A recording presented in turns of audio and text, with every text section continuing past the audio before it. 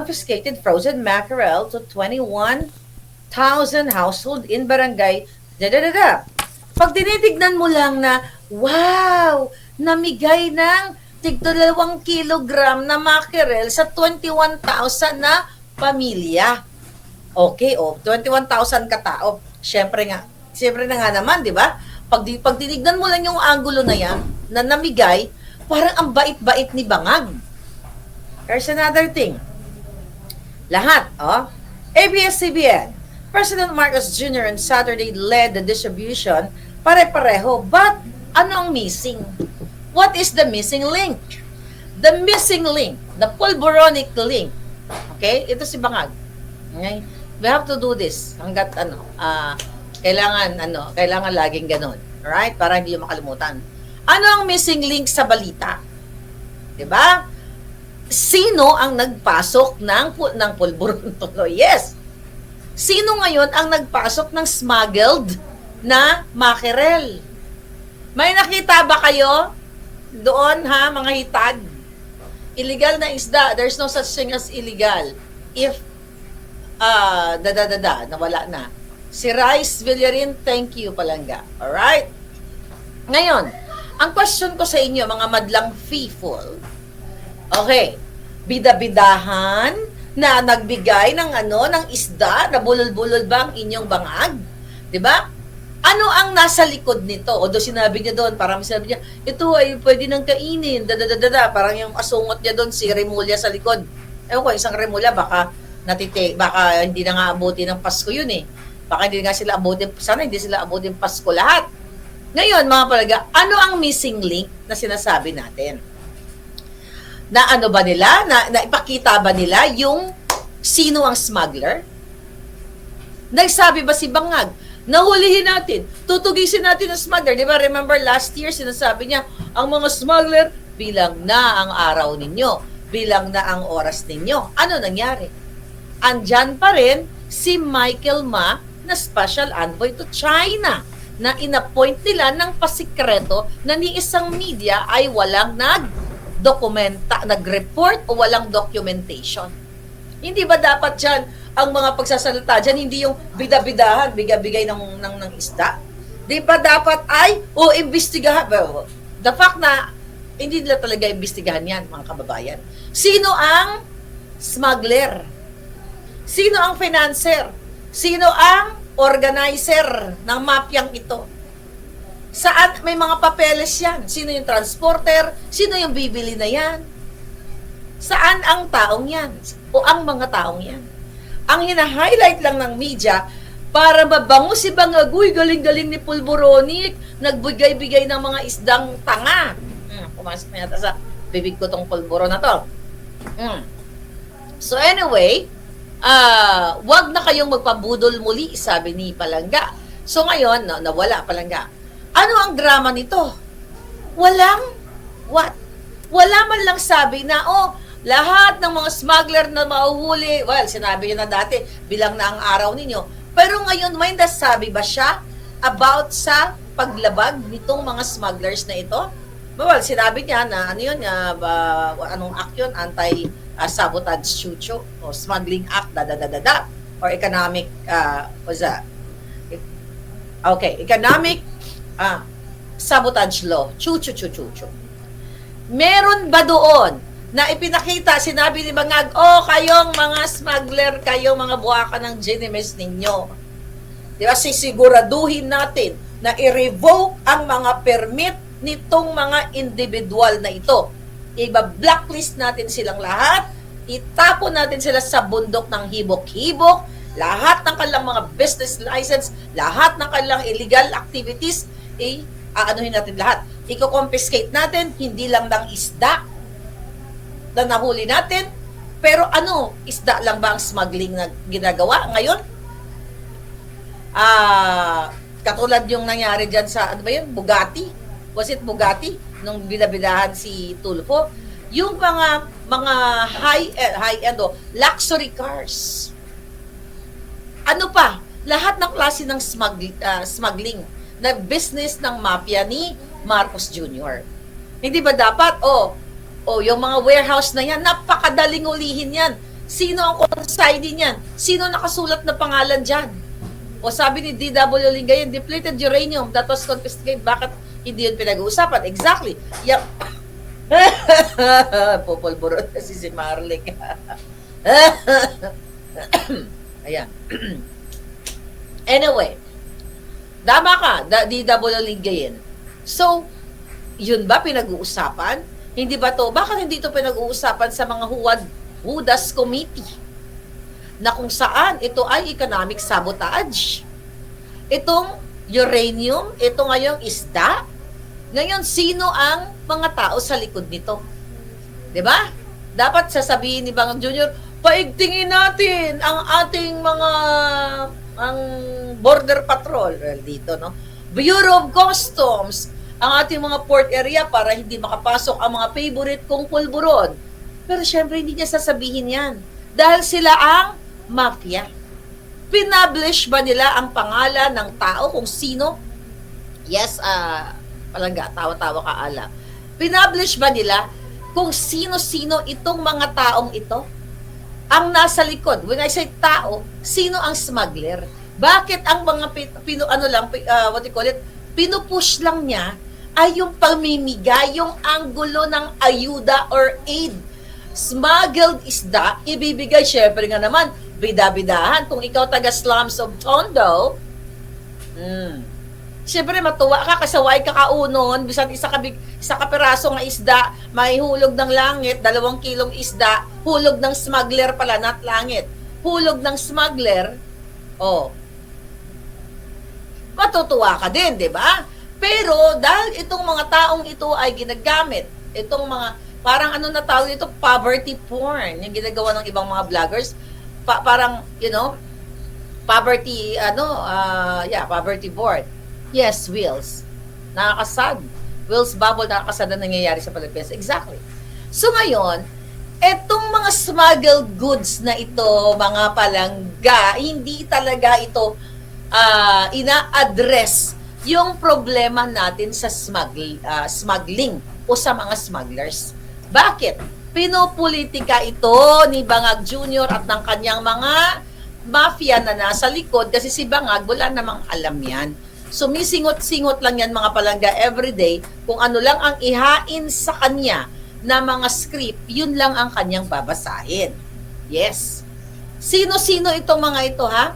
Rayco? Alright. Ngayon,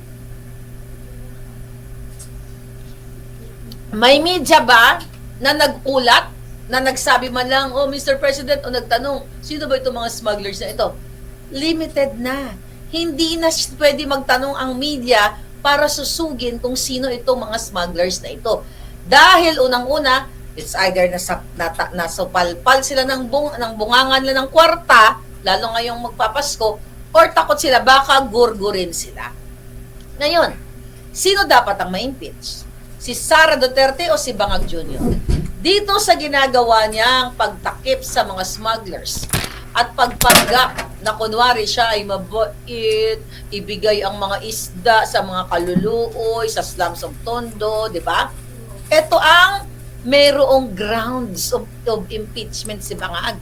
Betrayal of public trust, plunder, grab, kung ano-ano pang high crime, paulit-ulit na lang, smuggling sa high crime, economic sabotage yan, kidnapping, pulboronic, you know what I mean? So ngayon, ayaw nilang i-highlight yan. Ang smuggling ba? Ano lang yan? Cute-cute lang. Kriminal yan. Kaya dapat ilabas, pigain sa kipay ni Lisa Tanas at kay Bangag Jr. kung sino-sino ang mga kasabwat nilang smugglers. Ito dapat ang tinitignan ng mga legislatures. Ang tawag dyan, ito yung dapat yung ginagawa nilang legislative agenda. Ito dapat ang ginagawa ng HUAD Committee ng mga in aid of legislation, chuchubels. Para ang tawag dito, para imbestigahan ang mga involved sa smuggling, para makakrap, makagawa ng batas, para sa kakapakanan ng taong bayan, chuchu-chuchu. Pero wala. Ano ginagawa? Ginagamit ngayon ni Bangag yung mga mahihirap sa slums of Tondo para maagpabango, kunwari dahil Pasko. Pero ang totoo, mga palangga, hindi talaga niya inaddress ang smuggling business niya. Paano niya naman i-address yun? Magkakasabot nga sila. Di ba? So, kitang-kita ninyo na ginagamit, binubudol na naman kayo, mga kababayan, tungkol dito sa smuggling eklabush na ito. Gusto nyo ba balikan natin ang letter ni Lola Clarita? Remember? May FDA approve ba yan bago pinakain sa mga tao? Sabi niya kanina sa speech niya, parang na safe to eat daw, ganyan-ganyan. We don't know, baka ano na kayo, igurgurin kayo. But anyway, true ba? Sabi ni Vincent, sinuntok daw si Black Choco. Sino? Si Black Choco, sinuntok. Parang kailan yon? Wala pa na yata nakarating sa akin. Nawala yung message mo. Okay. Here we go. Mga kababayan, huwag kayong nagpapaniwala sa kasinungalingan ni Bangag Jr. Dahil ito po ang pinakaunang in-expose natin sa inyo. Balikan natin ang sulat ni Lola Claring. Lola Claring, here we go. Where is it? Okay, Lola Claring. Ito. Sulat ni Lola Claring. Gusto niya bang balikan natin? Okay, balikan natin.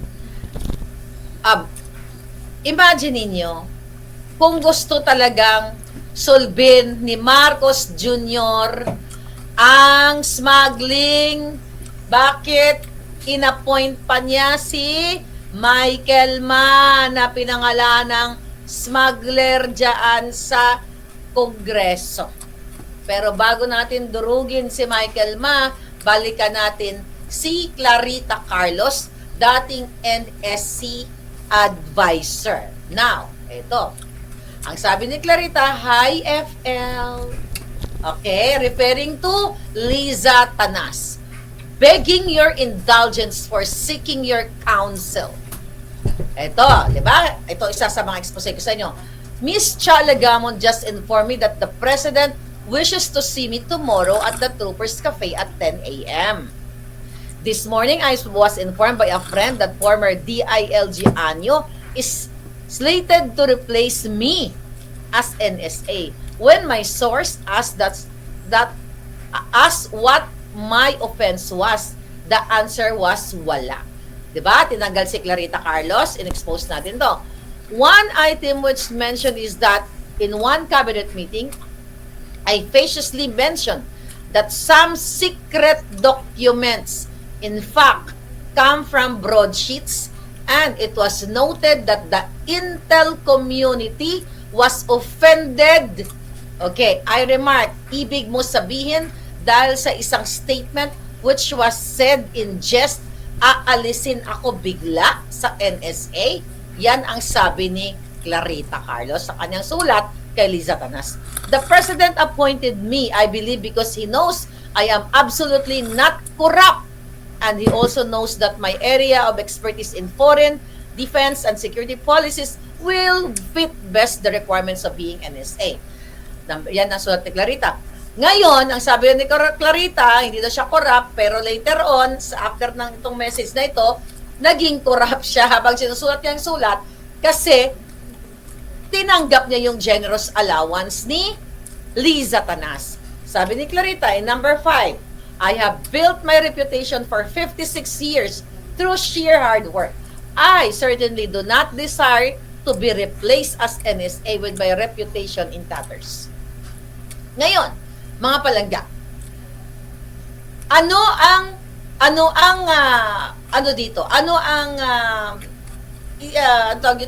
ang reputasyon na meron si Clarita? Kasi we talk about smuggling, hindi natin maiwawala si Clarita Carlos dito. Sabi niya, I recognize I serve at the pleasure of the President, but I also know that in liberal democratic system that we work, there should be room for me to ask, why am I being replaced? Okay, message siya kay Liza Tanas. Hindi niya sinagot.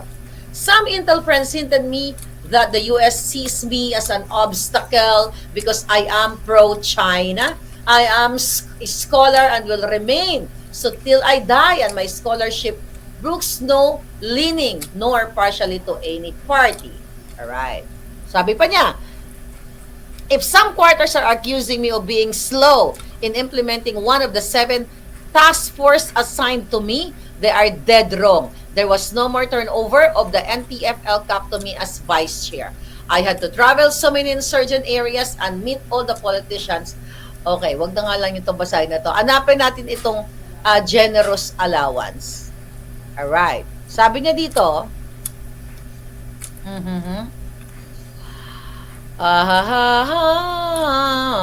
okay, sabi niya,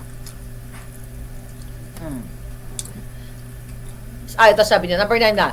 Today, I just finished a three-day presentation of reports. Ito, from all joint regional task force of the LCAP. Here, that was plain was that the transition of new leadership never affected the momentum of all the projects being undertaken and which were monitored from my end as vice chair. Unfortunately, I made an error in judgment in not broadcasting what I had been doing in LCAP, so some quarters read that as incompetence. Far from it. Among the 7 task force, the biggest amount of my energy, time, and resources went to LCAP matters since day 1. Sabi niya, now I am the cusp of launching full blast the roadmap of LCAP, which we had to craft. Now I am at the cusp of crafting a policy on WPS, which the previous administration didn't even have. O, di ba? Nag-epal-epal pa. O. Now, sabi niya dito, I am at the cusp of launching full blast the roadmap of LCAP, which we had to craft. Ay, hindi pa ulit-ulit to. Alright, sabi number 12 pala. I have no singular wish in the sunset of my years, except to help build a better, Philippines. I hope the President will allow me to do so in the NSA. Asa na yun? Thank you. Sabi pa nga niya dito. Okay, ito. Dali. Okay.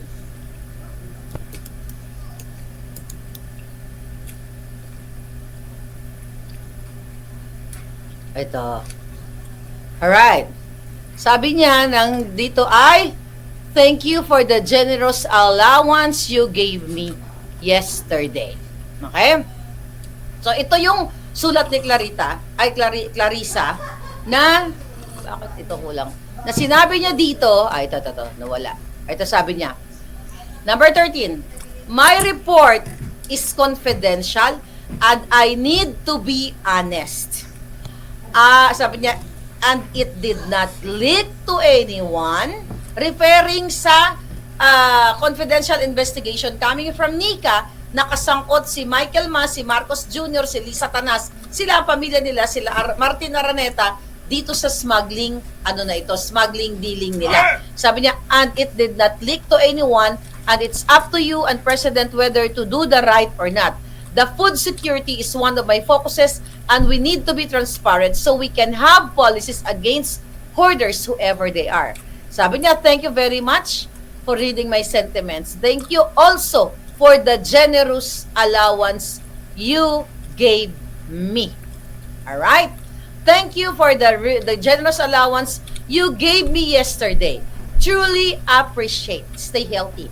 So, coming from the letter of Clarita Carlos, bago siya pinaalis sa NSA dahil nag-report sa kanya ang Nika na ang sangkot sa smuggling ay sila Marcos Jr. Di ba? Ang gobyerno ni Bangag at si Liza Tanas, binigyan pa siya ng generous allowance. Sinabi pa niya na nasa, ito, sabi pa niya, ulitin natin, my report is confidential and I need to be honest, and it did not leak to anyone. Hindi daw nag-leak, pero nag-leak sa akin. And it is up to you, referring to Liza Tanas, and President Dabangag whether to do the right thing or not. Whether to do the right thing or not. Anong ibig sabihin yan?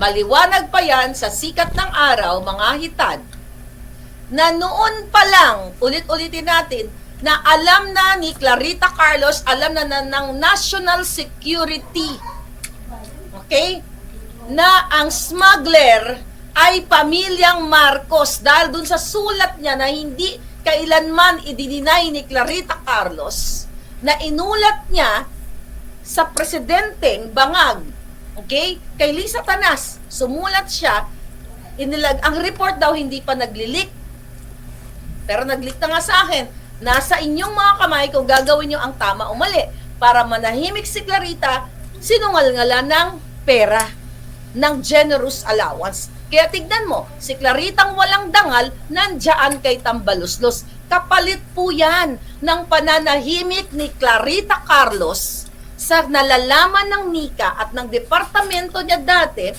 na ang nagpapatakbo ng mafia ng smuggling ay si Liza Marcos, si Bangag Jr. o ang gobyernong mafia.